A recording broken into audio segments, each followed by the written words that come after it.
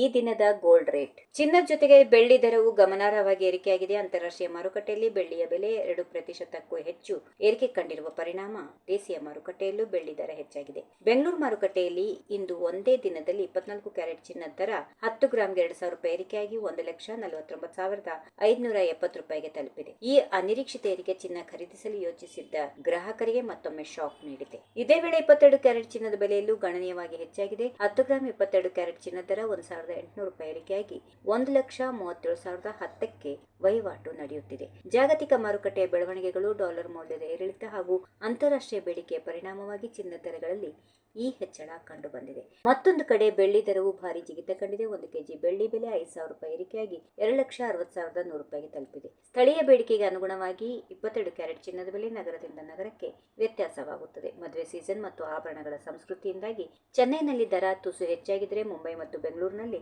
ಸ್ಪರ್ಧಾತ್ಮಕ ದರಗಳು ಇವೆ. ಮಾರುಕಟ್ಟೆ ದರ ಒಂದು ಕಡೆ ಆದರೆ ನೀವು ಆಭರಣ ಖರೀದಿಸುವಾಗ ಅಂತಿಮ ಬಿಲ್ನಲ್ಲಿ ಕೆಲವು ಹೆಚ್ಚುವರಿ ಶುಲ್ಕಗಳು ಸೇರುತ್ತವೆ. ಒಟ್ಟು ಮೌಲ್ಯದ ಮೇಲೆ %3 GST ಪಾವತಿಸಬೇಕಾಗುತ್ತದೆ.